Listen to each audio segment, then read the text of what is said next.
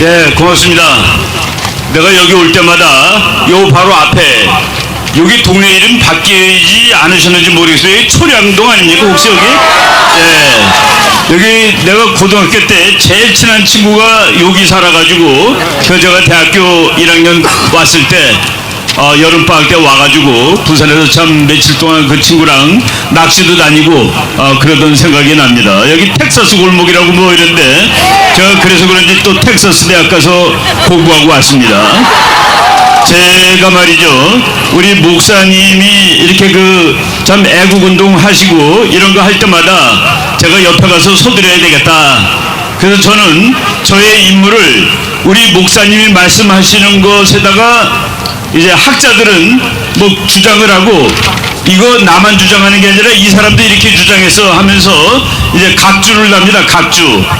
저는 우리 목사님이 하시는 말씀들이 정말로 다 맞는, 이론적으로도 맞고 학문적으로도 맞고 그런 각주를 달아드리는 역할을 해야 되겠다라고 생각을 하고 있습니다.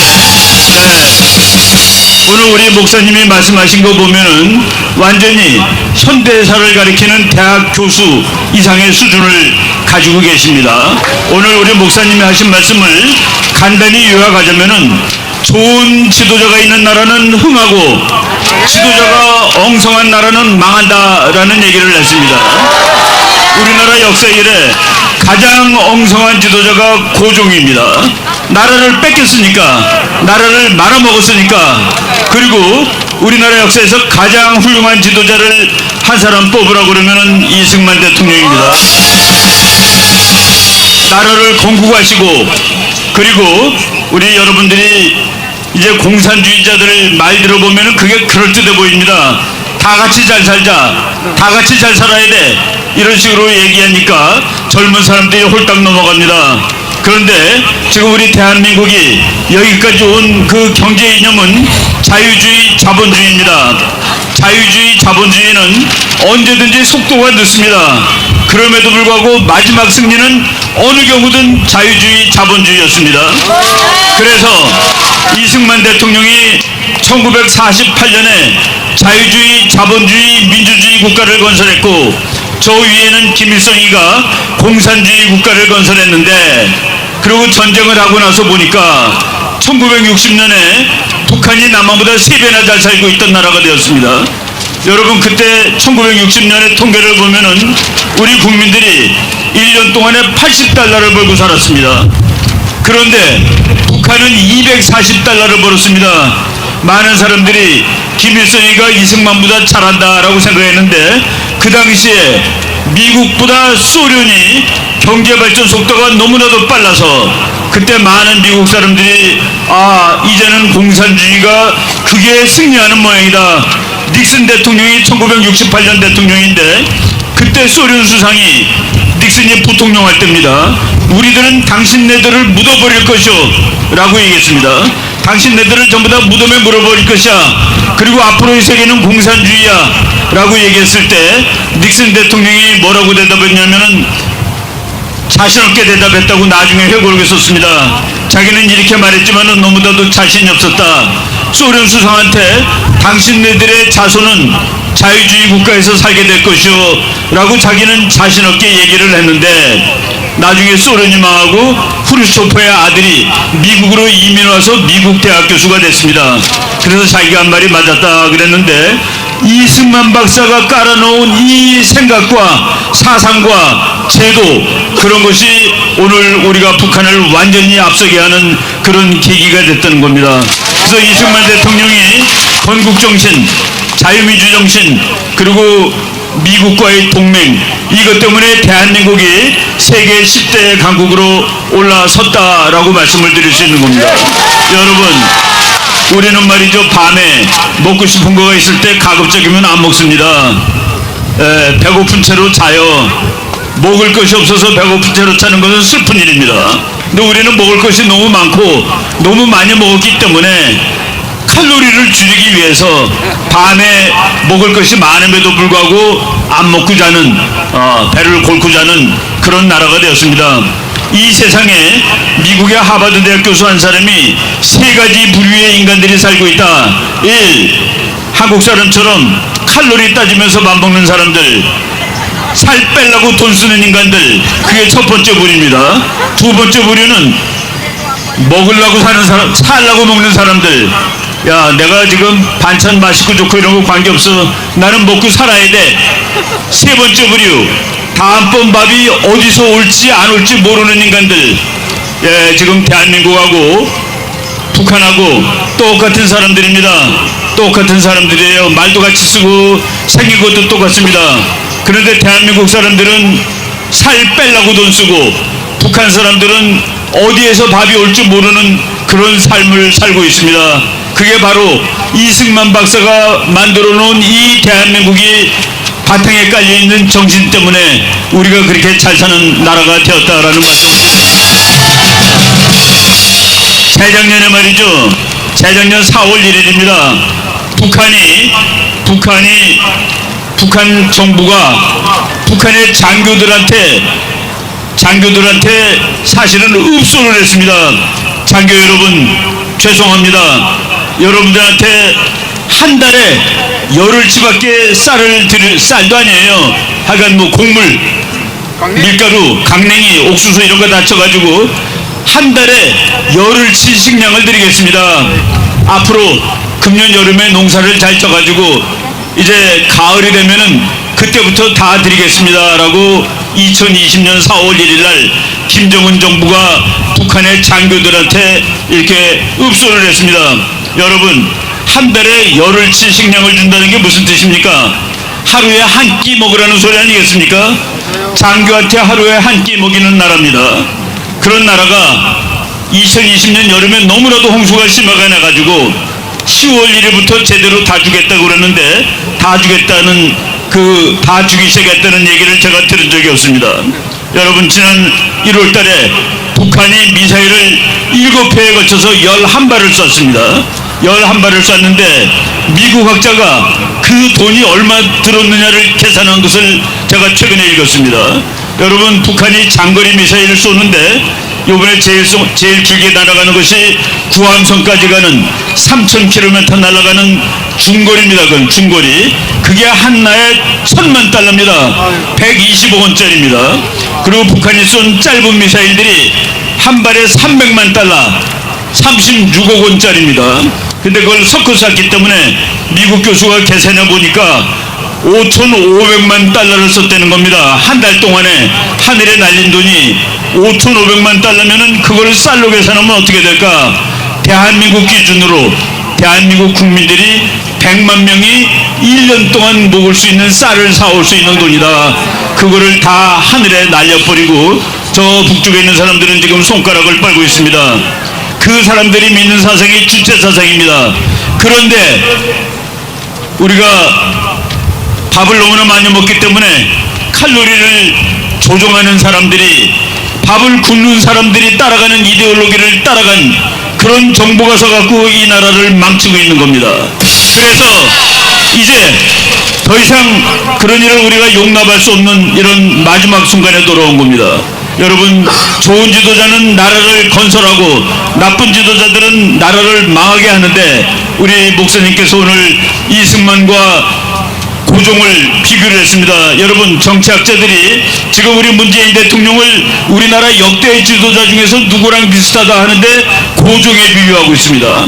이 나라를 망치는 지도자, 그를 승계하는 그런 사람들이 더 이상 이 나라를 지배하도록 우리가 그냥 놔두면 안 되겠다라는 생각을 하는 것입니다.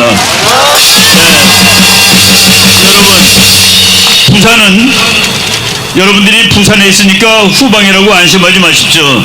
6.25 때 북한이 내가 전쟁을 왜 졌느냐? 부산 때문에 졌다고 그럽니다. 부산 때문에 진 이유가 뭔데? 부산을 점령하지 못했기 때문에 부산을 통해서 물자가 들어왔고 그 물자 때문에 전쟁을 하는 바람에 자기네들이 대한민국을 다 접수하지 못했다. 그래서 부산의 제2의 한국전쟁 전쟁 계획은 부산을 먼저 점령하는 걸로 되어 있습니다. 여러분, 여기가 후방이 아니에요. 최전방이 될 수 있고 북한이 가장 먼저 접수해야 되고, 북한이 부산을 접수하게 되면은 대한민국이 전쟁을 할 수가 없습니다. 외국의 물자를 가지고 전쟁을 해야 되는데 바로 그래서 우리가 여기가 최전선이 되고 있는데 우리 부산 잘 지키고 대한민국 잘 지켜야 됩니다. 이제 우리나라 곧 이제 세계 지금 10위까지 왔습니다. 이제 통일한국이 되면은 곧 5위가 됩니다. 그리고 통일한국 되고 한 10여 년 지나면 2위까지 올라갈 수 있습니다. 그래서 우리가 통일을 해야 됩니다. 통일은 우리가 그냥 국제정치학적으로 통일되면 나라가 세진데 그게 아닙니다. 우리 북한 동포들, 우리랑 피를 나눈 북한 동포들 2,500만이 노예로 살고 있는데 이제 그들을 해방시켜야 되겠다라고 말씀을 드리고 싶은 겁니다. 제가 우리 목사님 각주를 달아드린다고 생각하는데 목사님이 무슨 말을 할지를 도무지 알 수가 없습니다. 목사님도 부산에 내려오실 때까지 몰랐을 거예요. 기차 타고 나오는데 기차에서 내려오는데 목사님이 내 오늘 이승만 박사하고 고종 얘기를 할 거예요. 그러니까 우리 교수님께서 그 부연되는 얘기를 좀 해주세요라고 기차에서 내리면서 말씀드린 겁니다. 그런데 신기하게도 제가 어젯밤에 내일 내려가면은 이승만 박사 얘기를 잠깐 해야 되겠다고 해가지고 조그만 자료를 하나 정리를 했습니다. 그거 읽는데 30초밖에 안 걸리니까 그거 읽어드리고 제 말씀을 마치도록 하겠습니다. 그거 하기 전에 북한이 1월 30일 날 제일 비싼 $10,000,000짜리 미사일을 쏜 그 거리가 3,000km가 조금 넘는데 미국 사람이 계산해 보니까 이게 저쪽 내려가면 구암섬이라는 데가 있습니다. 거기 이제 미군 기지가 있는데 북한이 여기를 쏘려고 이 미사일을 쐈구나. 예, 바로 미국 사람들이 그래도 대한민국을 참 친구로 생각하는 것 같아요. 괌섬에다가 엊그제 미국 폭격기 B-52H라는 무지막지하게 생긴 폭격기가 있는데 그것을 4대를 갖다 놨습니다. 핵폭격기. 예, 그 비행기는 북한까지 3시간 반 만에 갑니다. 학생들이 물어봐요. 교수님, B-52 4대가 북한 가서 무슨 일을 할 수 있어요? 제가 그랬습니다. 한 3시간 반 만에 북한 가면은 북한을 30분 만에 구석기 시대로 돌려놓을 수 있는 것이지. 네, 우리가 여러분들 미국 깃발 다 흔들고 계시지만은 이 그림 자체가 미국이 이 나라를 내가 도와줄 수밖에 없다라는 그런 마음을 다시 한번 강하게 하는 계기가 되는 겁니다. 네, 이승만 박사가 6.25 나는 날 밤에 6월 26일 날 새벽 2, 3시쯤 됐을 때 동경에다 전화 걸었습니다. 메가더 바꿔. 예, 메가더 장군 부관이 주무십니다.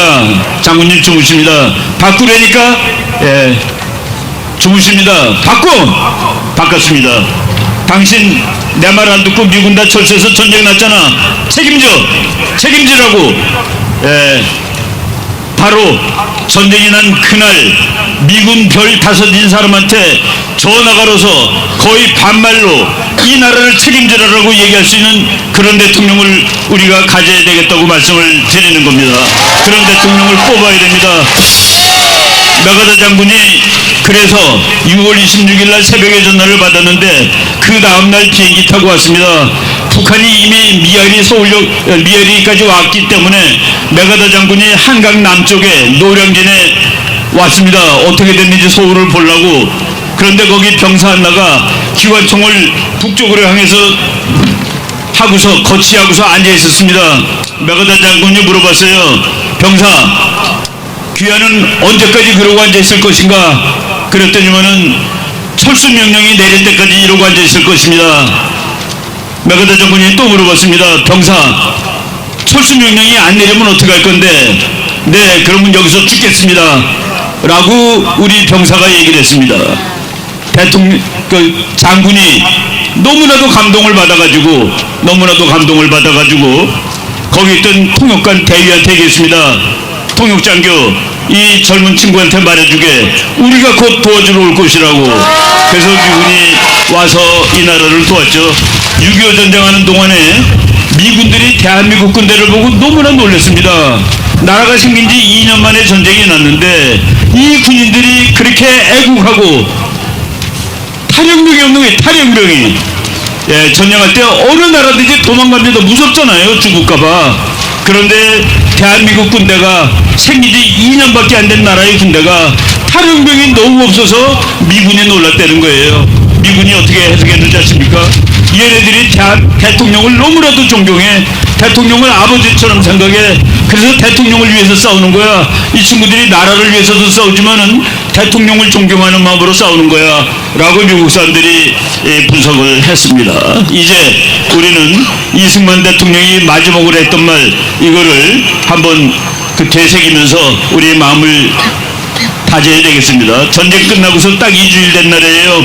이승만 대통령이 북한 국민들한테 한 말입니다.